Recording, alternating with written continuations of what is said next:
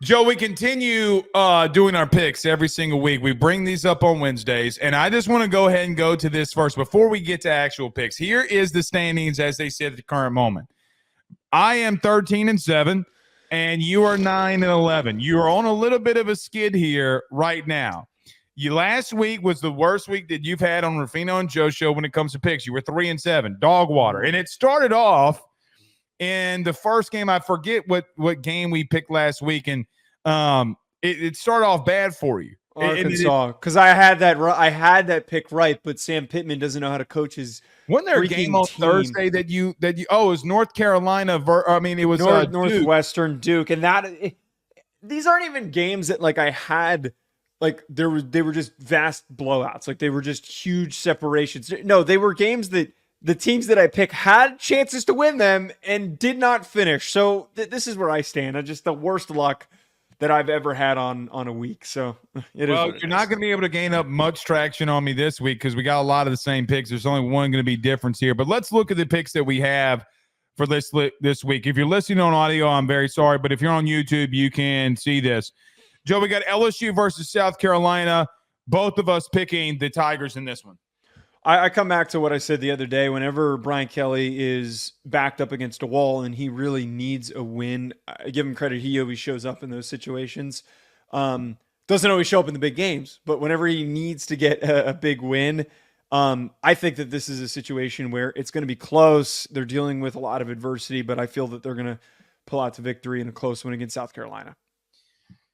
The adversity of this week scares me for LSU, man. As we're talking at the current moment, there's a hurricane that's already starting to hit the Louisiana coastline. I'm here, and I know, Joe. This is how I'll continue to say it. I do think LSU gets it done because I think that Brian Kelly has been really good in these 11 a.m. games. He's been really good at situations like this, going on the road and getting his team to buy in and lock in. Here's the problem. Here's the thing that I'd say. If and or when LSU goes up to South Carolina and Williams-Brice Stadium and wins, number one, it's going to be a dogfight. But number two, and I think the ultimate thing here, I'm going to consider this a ranked win, like a ranked win in the sense of that you've had to Joe, this is a lot to overcome here, man. It's a lot to overcome where, Joe, there's a strong possibility that these kids tonight, as we're recording this, don't have electricity. There's going to be a lot of things that they have to overcome. So I just think that they need to lock in. They need to buy in. And it might be good that this is happening so that this team can focus. This might be a silver lining in them needing to lock in and focus. But give me the Tigers as well here. Georgia versus Kentucky. I think that this is going to be a nail biter here. This is going to be a really good one. Both Bulldogs. Yeah, no analysis needed. Kentucky is like a wet rag on offense. They've got nothing going on, and Georgia is Georgia. It's just a straight pick 'em. Georgia. No analysis needed. We know how good Georgia is. We know how weak Kentucky is right now. Here's what I'll say about this game for me. I'm really interested to see how Kentucky bounces back. I don't think they're going to win. Mm-hmm. I don't even know if they're going to cover. But Joe, they still have a lot of talent on that defensive side of the football. Right, there's still a lot of talent. Maxwell Harrison, the defensive line, linebackers, Dumas Johnson. I want to see how they bounce back, but I'm with you, man. I just don't know if I see a reality or a world where they can beat Georgia here. Give me the Bulldogs, and I would take them to cover. If I was betting the line on this one, I would bet them to cover as well. Joe, a really interesting game here, Kansas State versus Arizona. We talked about this one last night. Your thoughts about this game? I keep coming back to the fact that Kansas State played a much different opponent last week, and albeit they played them close, it was a tough test compared to what Arizona has done in the first 2 weeks. Man, they've been weak, and no one's talking about Tetairoa McMillan being completely removed against Northern Arizona. I think that Kansas State has the pieces to win the Big 12 still and to compete for the Big 12. So I'm sticking with Kansas State, man. I think that Avery Johnson's going to get into a rhythm and that they're going to be able to create enough stops to close out that game. Look, for Kansas State, they were in a dogfight last week, and here's the thing that I told you last night that I'm going to continue to say. I can see Arizona winning this football game, and I'm going to tell you why. Tulane got depleted when Willie Fritz left, completely depleted. That's fair. And they lined up and they ran the football right at him, and Kansas State couldn't do anything. I wouldn't say it. they got crazy depleted, and they've got a good head coach. So, Joe, how many offensive linemen did they replace? Yeah, but Arizona played Bronco Mendenhall's first year at New Mexico and gave up 400, almost 500 yards, and then could barely move the ball against Northern Arizona. I mean, the two are not made equally. Quali Conley. I'm just going to continue to say it. He is my X factor in this game, but I am taking Kansas State. I just think they're no more established in a deeper program, but give me the Wildcats. Joe, a really interesting matchup here. Bama goes up to Wisconsin, goes up to Madison. Both of us have Bama. One of my betting picks this week is Bama to cover. If we What's the watch, spread? I got it at 17. I think some books have it at 16. Oh. If Texas looked the way that they did against Michigan, I think that this is going to be eerily similar, where Alabama just has momentum right off the rip and they just separate. Wisconsin does not have the offensive juice to scrap their way back into a game if it's, if somehow they keep it close. And in any event that Alabama starts to separate, they don't have the splash play capability to quickly get back into it. So I'm taking Alabama easily. Tyler Van Dyke is the reason that they're going to get splattered. That's what I think. Yeah. Missouri versus Boston College. I'm going to be really locked into this game. We're both going with Missouri. Here's the thing, man. I had them in my top 10. I had Missouri at 10 in my power rankings. Joe, I think that Missouri has a really strong chance here of going out here and showing the country that they're one of the top 10 teams, if not a top 8 team in the country. I think there's potential for that, but at the same time, this is a 17-point spread. I don't know why. I really feel like this Boston College team is better than some people want to give them credit for. A lot of people were crapping on them for even being ranked because their only FBS win is against a winless Florida State team. They showed grit. They showed to me that they're the type of team that's not going to back down and they're not going to let themselves get their asses whooped. I think they could lose by 10. I think that is a very realistic possibility here, but Missouri's going to win. They're absolutely going to win. Here's my thing. I need to see Missouri's defense. I mean, look, they've been literally. You can't be better than what Missouri's defense has been the last 2 weeks. I get it. They played Dookie Water State and Rudy Putek. There's not a lot that I can go off of. What I do know that I can go off of is that they were locked in the last 2 weeks. I think that Castellanos brings an interesting dynamic running the football. Trayshawn Ward, Robichaux, they have a really good and established run game. So I just don't know. If Missouri is locked in for the last 2 weeks and the teams they played in Murray State, now forgive me who they played last week. What makes me think that they're not going to be locked in and focused against Boston College? And that's where you say it could be a 10-point game. I'm going to throw this out there. I don't think it's going to be. I think Missouri is going to stop them enough. I think later into the third quarter, this is going to be a 20, 21-point game. Give me Missouri big here, man. I really think Missouri is going to do some good things here. Let's go over to the right side of the board here. We got Oregon State versus Oregon in what used to be called the Civil War. Joe, how do you see this one playing out? I think that Oregon really is going to recapture the juice that they have. They need a big win against a rival, and they need to start building confidence. I feel pretty good about this one. I think Oregon is certainly going to win it. I don't think that they're on upset watch. I saw 2 rusty games. I saw an offense that is still figuring itself out with a new quarterback. This feels like a really good week for them to really find their identity. You see those things on Twitter sometimes when people put the Titanic theme music to a song and a kick, like at the end of a game. I'm going to continue to say Oregon's an upset watch for me, man. I do think that Oregon State's going to be able to run the football on them, and I am picking them to win. I was a coward. I went ahead and went with Oregon because I just feel like they still are the better staff. I feel like they have the better personnel, but man, you better not. Joe, you know what you said in there? Well, it's a rivalry game, and Oregon's going to – what about Oregon State?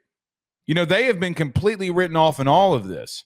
Yeah, because their roster is not as good as Oregon's. They talk about a team that got picked apart. They are all at Michigan State right now. And Michigan State's Rudy Poo. They beat Maryland last week. I wouldn't. Oh, they beat Maryland last week. Oh, they had a bad first game with a young quarterback. Beating that's a good win for them. I'm going to say something borderline that you might have to clip out of this. Don't say it then. Embrace the Beaver. Embrace the Beaver. No, I'm leaving that in. Leaving that in. I mean, it's the they said it was the quote of Hugh Hefner before he died. Embrace the Beaver. All right. Oklahoma versus Tulane, Joe. I think this one could get very interesting. Both teams coming off really interesting games. Tulane lost to Kansas State last week in a heartbreaker, but Oklahoma was in a dogfight last week versus Houston. We're both going with the Sooners here. I might take Tulane to cover because, I was really impressed with that Mensa kid that they have at quarterback. Mm-hmm. But Oklahoma's going to win. They're not a bad team. I was talking to somebody about them this week, Oklahoma this week, somebody who follows that program very closely. And what he had pointed out was just this team is really, really rusty with all the new faces that they have on offense. And you've got a new quarterback who's just not in a good rhythm. But if they lose a game early, it's not going to be this one. It's going to be close. I think this game is certainly going to be close, but I don't think they're going to lose. I really don't think that I like John Summerall a lot. I think that they did some really interesting things last week, Joe, in getting after Avery Johnson. Right? Kansas State locked him down because they started sending pressure and started sending heat because they were in the dogfight. I'm really interested to see how that offensive line looks. I mean, Tulane's D line they got some solid guys that are playing the NFL. The Jenkins kid, Joe, when you do your NFL draft stuff, I think he's a kid that you're definitely going to be talking about. They got some edge presence that I think you're going to be talking about. However, I don't think they have anybody on planet Earth that can cover Deion Burks. So as much as I hate it for the Tulane Green Wave, and here's another thing too. We talked about this with LSU all week. Tulane's dealing with the same exact stuff LSU's dealing with this week and going through a potential hurricane. Give me the Sooners. I'm with you. I think that this game's going to be pretty close here. All right. Ole Miss versus Wake Forest, Joe. The first time that we've been able to talk about Ole Miss this season because they played Dookie Water and Dookie Water State.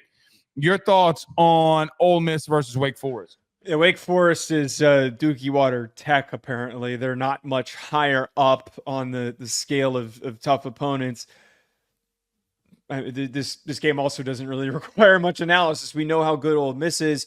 I'd love to continue to see them proving why they're a top team and why they are as offensively potent and dominant as they could be going up against a P4 opponent.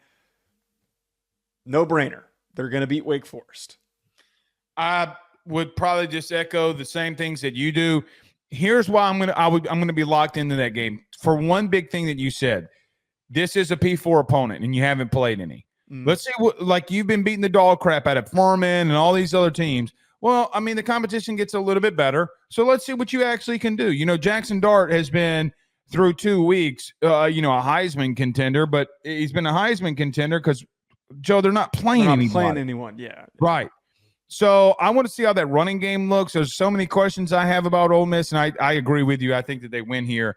But if this game starts off sloppy, it might be because, look, they haven't really gone against really any tough opponents here. I just think that they have so much for Wake Forest. Joe, the first game that we split here, Florida versus Texas A&M. I'm going with the Gators. You're going with the Ags. I keep coming back to I don't love the 2 QB situation. I think that the first week of doing this is going to be a mess. I think that it's going to be confusing. And I think that Texas A&M's front is going to get after whoever is dropping back. Florida's offense is in pretty rough shape right now. If they don't completely turn over to DJ Lagway, which I still believe wholeheartedly that that's what they should do.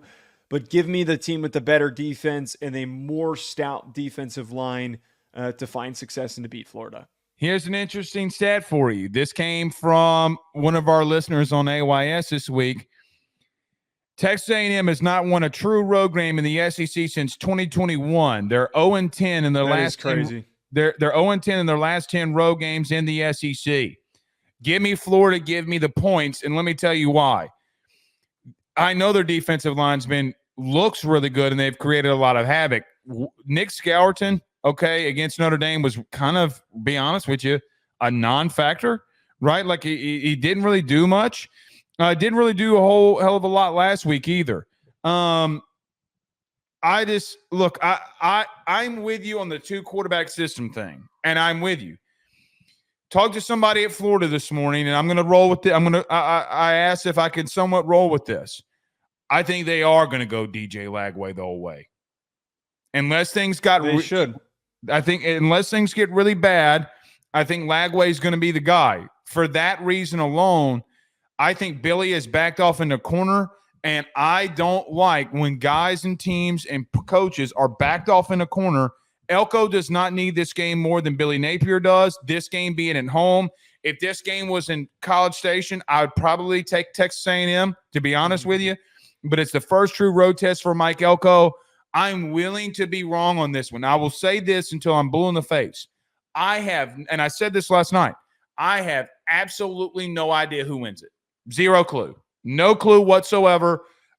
Joe, if we come in here, I'm not going to take the L for this in reference to, all right, A&M wins, in reference to, like, it's not going to bother me, right? Like, I have no real feel on this game. I think either one could lose the game or win it. Last one here, Arizona State versus Texas State. Arizona State coming off an outright ass whipping against Mississippi State last week. Yeah, Texas State is being lauded as this really scrappy G5 team that could maybe and they are. Veer and shoot, maybe veer and shoot. They could be the candidate to go to the playoff. The line's close. I think it's like 1.5 points. We got to recognize how good Arizona State looked against Mississippi State, man. Cameron Scadaboo put up 260 on them. They're going to have an easy time. There is a difference between a G5 opponent and a P4 opponent. I'm loving what I'm seeing from this Kenny Dillingham squad, and week to week, they feel like they're getting better. Arizona State's going to win it. Here's the thing that people forget about that Arizona State game last week versus Mississippi State. Even though it was a 7-point game, everybody's like, oh, Arizona State blew out Mississippi State. Well, you didn't stay up late enough because that game wound up being a 7-point game at the end. Mississippi State had four stops on third down in the fourth quarter where they were able to generate 13 points at the end. It's not as big of a splattering as we thought because they started coming back and you were down 7 and Mississippi State turns the ball over late. They win the football game. But Cameron, say his name again, Scadaboo. Well, it's 2 T's, so that's why Scadaboo. He did run for 262. Problem is that I don't know how Arizona State would react if they got in a shootout because their quarterback last week went 10 of 20 for 69 yards. And I'm going to tell you something about Texas State. They're going to go out. Brother, they made TJ Finley look like a G5 Heisman contender last year. I mean, they're going to run out there and they're going to throw it all over the place. Here's what I would say about Texas State. Joe, I do like what I see from them in this veer and shoot offense. You better play. You better keep the ball away from them. That's all I'm going to tell you. You better do what you've been doing because you don't have the quarterback that can lead you if this game gets into a shootout. But give me Arizona State. But when you sent me this game, I almost sent you Texas State. I'm being dead honest. Yeah, I can't go all the way there. I got to stick with Arizona But I State. almost did. All right. See y'all again on Sunday, I hope. Hopefully. Stay safe, Blake. This video is sponsored by the online fitness training camp presented by Chris Gates Fitness. When I first started talking about Chris, about partnering with our show, not only was I excited to have a fitness sponsor for our pod, but more importantly, when I found out about how he can help people achieve their goals, I was even more bought in because when the football season starts, it is so tough to stay on top of things and also to be able to enjoy yourself on Saturdays when it's game day. With Chris Gates Fitness's online training camp, you're going to be able to effectively stay focused, consistent, burn fat, build muscle, and do it with a like-minded community of individuals working towards the same thing. On top of this, you're going to be able to get direct coaching from Chris and the ability to ask him questions with an access to a live Q&A where you can get direct personalized support from Chris himself. Don't wait any longer. If you're trying to get in shape during this fall and you want to be able to do it with the right support system, head on over to chrisgatesfitness.com/trainingcamp or click the link in the description. And you need to do it today because you can get the first month. Personal training is expensive, folks. The first month for only $10 when you use that code Ruffino Joe. Don't wait any longer. Head on over there. BetOnline remains your top spot for all of your live betting action and contests. NFL, college football, UFC, NHL are all in full swing. BetOnline is your number one source for wagering news, odds, trends, and predictions with both desktop and mobile access at any time. Head to BetOnline today and use promo code BELIEVE, that's BLEAV, for 50% off your first deposit. That is a 50% welcome bonus. BetOnline, where the game starts.